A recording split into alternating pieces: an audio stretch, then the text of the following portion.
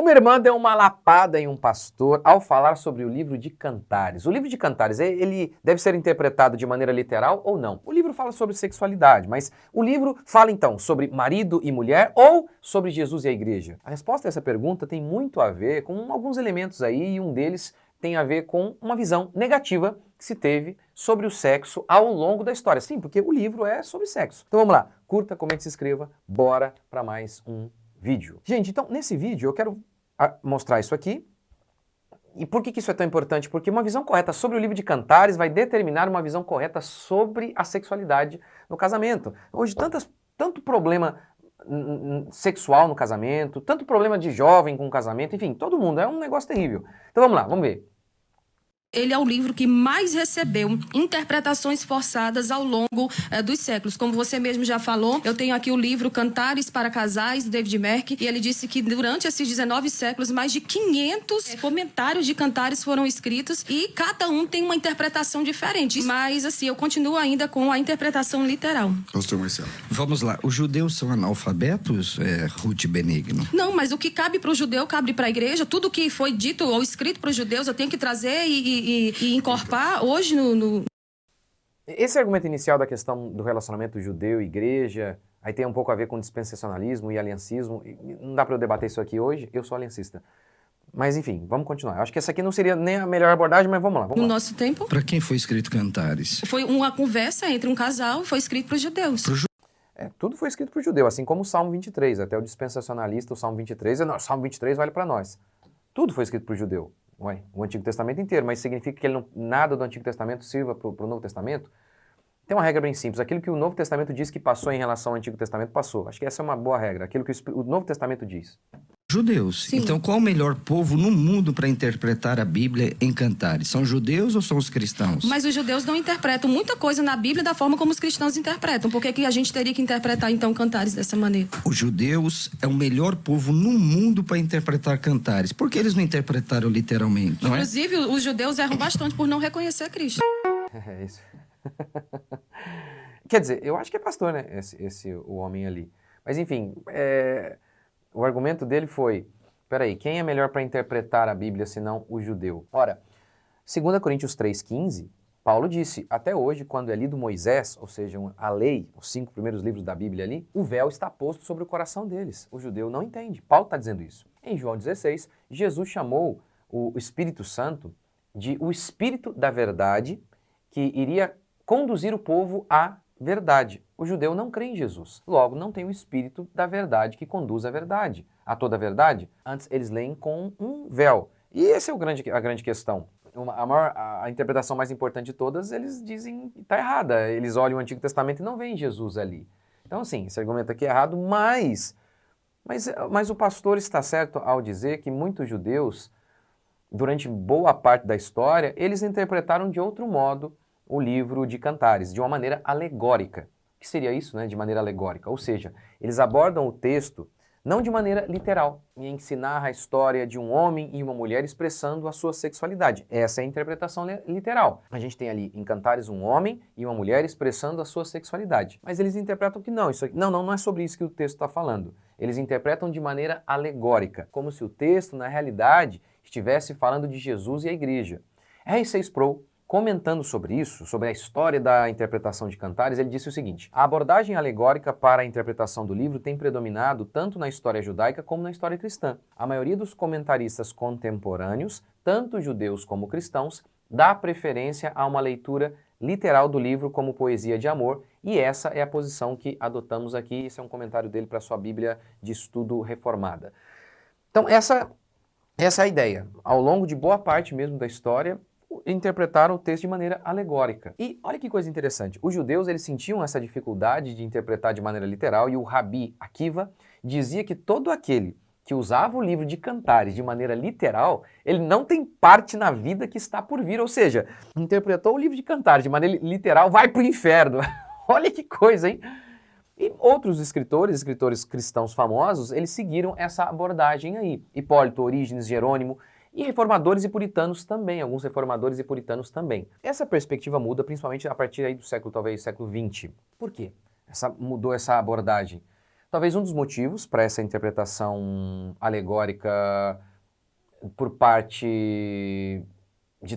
Primeiro vamos falar um pouco aí da questão do porquê que antes se interpretava de maneira alegórica.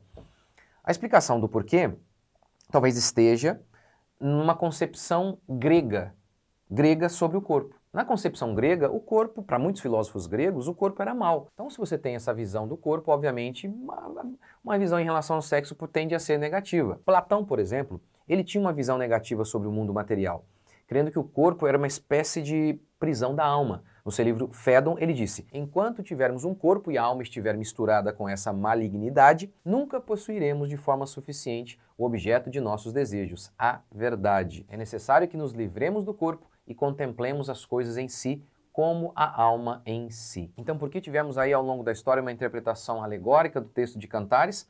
Talvez esteja aí tenha a ver com essa concepção negativa de Platão e de outros gregos sobre o corpo. Outra explicação talvez esteja em Agostinho e sua visão negativa sobre o sexo. Agostinho disse: a função principal do casamento é, sem dúvida, a procriação. Mas mesmo no casamento, a concupiscência, embora perdoada por causa do uso do bem, a procriação, é ainda um mal. Ela é uma doença. Mas a propagação de filhos, que é obra do casamento, é um bem. E uma outra explicação do porquê se interpretou de maneira alegórica o texto de Cantares é porque ao longo de toda a história católica, o método alegórico sempre foi e ainda é um método de interpretação da Igreja Católica. Ao invés de abordar o texto de maneira literal, aborda-se o texto procurando um sentido figurado. Alegoria significa falar de outra maneira. Você fala uma coisa, mas querendo dizer outra. Você fala de marido e mulher, mas na realidade você estaria falando de Jesus e a Igreja. Essa então seria, a Igreja Católica sempre adotou essa abordagem, o que gerou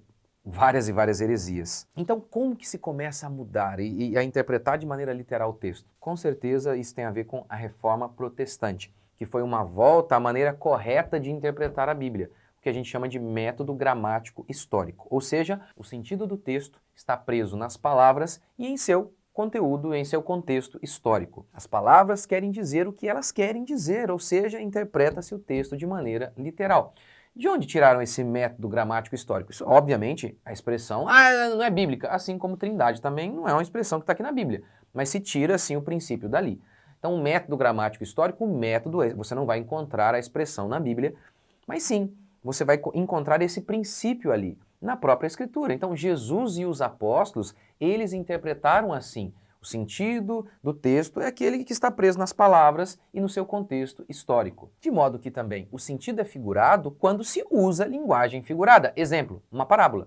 Numa parábola você está usando um sentido figurado. Você está falando de uma coisa querendo dizer outra. O semeador saiu a semear. Você está falando de semeadura, mas na realidade você está falando do evangelho. Mas ali é clara a ideia de você usar uma espécie de alegoria, que no caso é a parábola. Agora, um segundo motivo que talvez ajude também a explicar a perspectiva diferente de interpretar o texto tem a ver com uma perspectiva mais positiva em relação ao sexo, que obviamente surge aí com a Reforma Protestante. O Iluminismo, ele foi uma volta aos gregos. A Reforma Protestante foi uma volta à Bíblia. São famosas as críticas de Lutero à filosofia grega, dizendo que ela seria a causa do desvio da Igreja. Ao abandonar então essas ideias platônicas, dualistas, que via lá o mundo espiritual de um modo e o mundo material uma coisa inferior e até negativa, obviamente essa visão negativa da coisa material levava a uma perspectiva negativa também em relação ao sexo, em relação ao matrimônio. E tudo isso vai começando a mudar com a Reforma Protestante. Padres, por exemplo, não podiam casar. Lutero casou e teve 6 filhos. E uma coisa interessante aqui é o seguinte: o modo que o livro de Cantares, ou o Cântico dos Cânticos, aborda o sexo é um princípio fundamental sobre como nós devemos lidar com a nossa sexualidade. Olha, por um lado, a gente tem aquela visão farisaica e negativa em relação ao sexo, que foi aí a visão de muita gente ao longo da história. E, obviamente, isso não é bíblico. O sexo é puro, é maravilhoso e, infelizmente, alguns, incluindo muitos cristãos, tinham essa visão negativa. E, infelizmente, alguns, incluindo muitos cristãos, consertaram essa visão negativa em relação ao sexo com uma visão e uma linguagem mundana. Por exemplo, um pastor evangélico famoso, um dia pregando, ele falou, olha, quem aqui quando era criança namorou cabrita? Pelo amor de Deus, o cara tá falando de zoofilia de uma maneira natural, descontraída. É uma doideira isso, não é? Não, tá vendo? Trataram o sexo de uma maneira errada no passado, de uma maneira negativa, e obviamente se era negativa, não podia nem falar, então agora a gente fala, mas a gente fala de maneira aberta mesmo, fala qualquer besteira.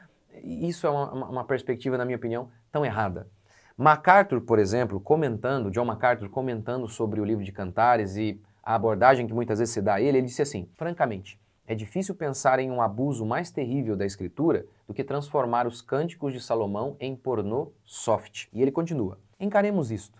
Em geral, o cântico está tão longe do explícito quanto pôde o escritor fazê-lo. Eu concordo com essa visão do John MacArthur. Em Cantares, não vemos um casal reprimido em relação à sua sexualidade. Eles veem o sexo como algo bom. A gente vê fogo ali, mas ao mesmo tempo a gente vê santidade. A gente vê pureza, e pureza no modo de falar. É como se eles estivessem contando sobre algo tão íntimo, mas eles contaram de algo tão íntimo que é a sexualidade, mas contaram de uma maneira tão elegante. Portanto, quando se trata, e isso aqui é um comentário que eu tenho lá no início do meu curso Sexualidade Cristã. Quando se trata de sexo, não precisamos escolher entre uma vida piedosa ou uma vida prazerosa. O leito sem mácula não é um leito sem fogo. Hebreus 13:4 declara, digno de honra entre todos seja o matrimônio, bem como o leito sem mácula. É óbvio que a ideia aqui de leito tem uma alusão ao sexo, porque o leito é onde acontece o ato sexual. Então, digno de honra entre todos seja o matrimônio, bem como o leito sem mácula. Agora, esse texto deve ser lido juntamente com Provérbios 5:18. Corça de amores e gazela graciosa, saciem-te os teus seios em todo o tempo e embriaga-te sempre com as suas carícias. Pega esses dois textos que eu acabei de citar. Então você vê o leito sem mácula.